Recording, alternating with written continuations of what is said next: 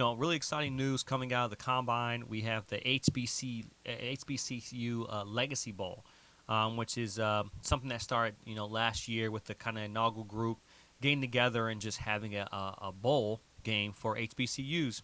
Means a lot for me. I played at HBCU. I played at Norfolk State from 2007 and 2011. I was a receiver there. So shout out to Norfolk State Spartans. But it's great to see, the HBCU Bowl getting some buzz, and as well as the USFL and the XFL being at the combines and saying that, the talent, was better than last year. So, it'll be exciting to see, if there's someone's name getting called. Xavier Smith, he's a HBCU All-American, Florida A&M. He's looking to, they say he's looking to make waves as a receiver in the draft, and if he gets drafted, great. But they're talking about some other guys. Dejon Nugget Warren from Jackson State, he's a cornerback. Andrew Farmer, DN from Lane College.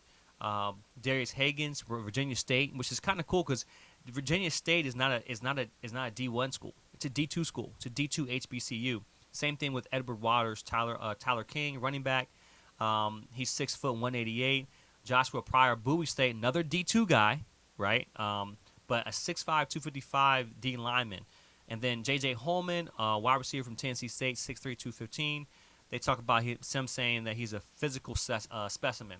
He played at Georgia, but he was dismissed from Georgia after alleged assault, and he had to convince teams to get him. Some other players that are looking at Jermaine McDaniel from A&T, Brandon Barnes from Fayetteville State, Cameron Patterson from Southern, Ray Estes from Grambling, and Isaiah Cox from Alabama A&M, which we saw a little bit of him this past year when they played Jackson State.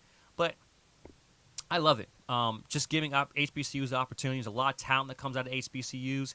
And what typically happens with HBCUs versus other D1 AA schools is this: when a player, I played with some of the best players I played with were from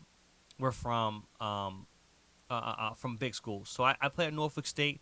The first year I played there, second year I played there, they brought a guy named Chris Bell in, 6'3", 210, can do everything. Had a situation, at Penn State, came to Norfolk State and was literally unstoppable.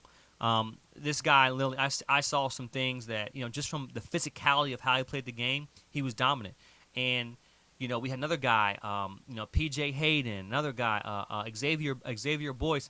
Xavier Boyce was from Georgia Tech. P.J. Hayden was getting recruited almost everywhere on the East Coast, and the ACC at the time.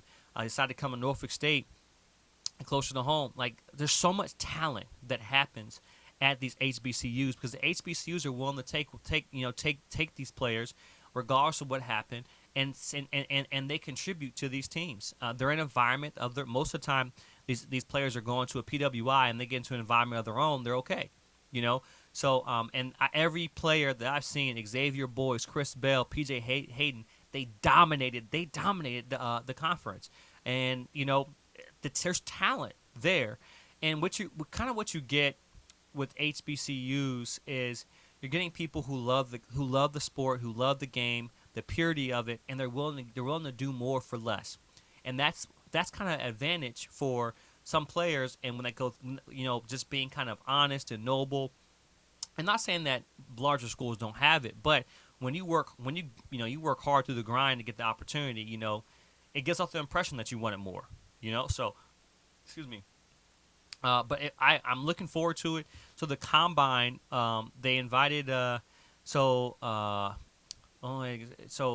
was it? They invited some players to the combine on February 28th. So we'll get to see some players be showcased there. But I just think that, this is the start of it. But the more and more, we see of HBCUs playing, we can see the talent there. So there's a game that's going to actually happen this Saturday. It's going to broadcast live on NFL Network at 4 p.m. They're going to play at Tulane's campus, Ullman Stadium. So if you're not doing anything, check out the HBCU Bowl. There's a lot of talent there. I know for sure. I know there's some guys that I know that I've trained with guys in the league. I've trained with guys at top schools. I played with guys at HBCUs, and the talent level at HBCUs is, I had to say, there's no difference. To a certain extent. So check it out if you have time and see some talent with the HBCUs.